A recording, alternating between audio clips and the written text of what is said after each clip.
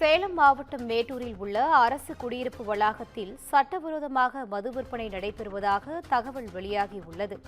பட்டப்பகலில் பொதுப்பணித்துறை ஊழியர்களுக்கான அரசு குடியிருப்பு வளாகத்தில் நடைபெறும் மது விற்பனையால் அதிர்ச்சி ஏற்பட்டு உள்ளது. சேலம் மாவட்ட திமுக மீனவர் அணி துணை அமைப்பாளர் சந்திரன் மது விற்பனையில் ஈடுபட்டதாக புகார் எழுந்துள்ளது.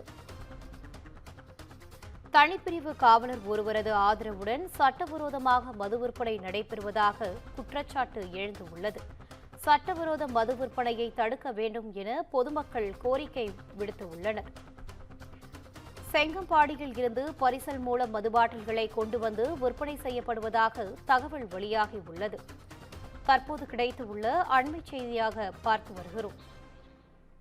சேலம் மாவட்டம் மேட்டூரில் உள்ள அரசு குடியிருப்பு வளாகத்தில் சட்டவிரோதமாக மது விற்பனை நடைபெறுவதாக தகவல் வெளியாகியுள்ளது.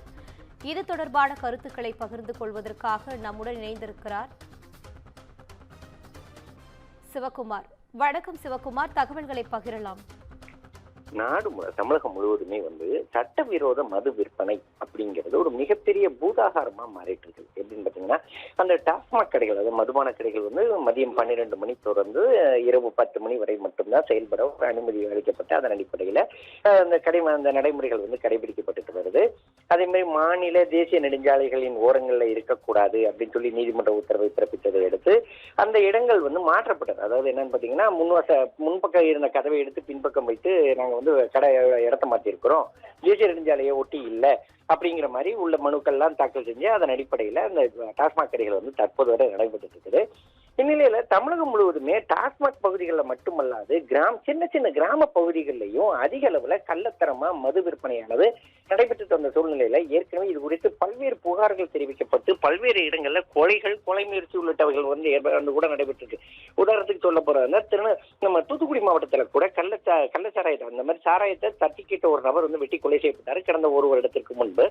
இதே மாதிரி ஒவ்வொரு இடங்கள்லயுமே நடந்துட்டு இருக்கிற பிரச்சனைகள் பூதாகரமா வெளியாயிட்டு வர நிலையில சேலம் மாவட்டம் செங்கம்பாடி, அதாவது வேறுபன் இருந்தார் இல்லையா, கடத்தல் வேறுபன், அவரோட செங்கம்பாடி அப்படிங்கிற பகுதியில இருந்து பரிசல்கள் மூலம் மது பாட்டில கொண்டு விற்பனை பண்ணிட்டு இருக்கிறாங்க. அதாவது பாத்தீங்கன்னா, சேலம் மாவட்டம் மேட்டூர்ல உள்ள அரசு குடியிருப்பு வளாகத்துல, அதாவது அரசுக்கு சொந்தமான பொதுப்பணித்துறை ஊழியர்களுக்கான அரசு குடியிருப்பு வளாகத்துல பட்டப்பகல்ல இந்த மாதிரி மது விற்பனை நடைபெறுறது ஒரு மிகுந்த அதிர்ச்சியை ஏற்படுத்திருக்குது. சேலம் மாவட்டம் மேட்டூர்ல உள்ள அரசு குடியிருப்பு வளாகத்துலதான் இந்த சட்டவிரோத மது விற்பனை நடந்துட்டு வர நிலையில அரசு குடியிருப்பு பகுதிகளிலேயே பட்டப்பகல்ல இப்படி ஒரு பகிரங்கமா மது விற்பனையானது அரசோட அங்கீகாரம் இல்லாம அதாவது அதிகாலை முதலே விற்பனை செய்யப்பட்டு வருது ஒரு மிகப்பெரிய அதிர்ச்சியை ஏற்படுத்தி இருக்குது.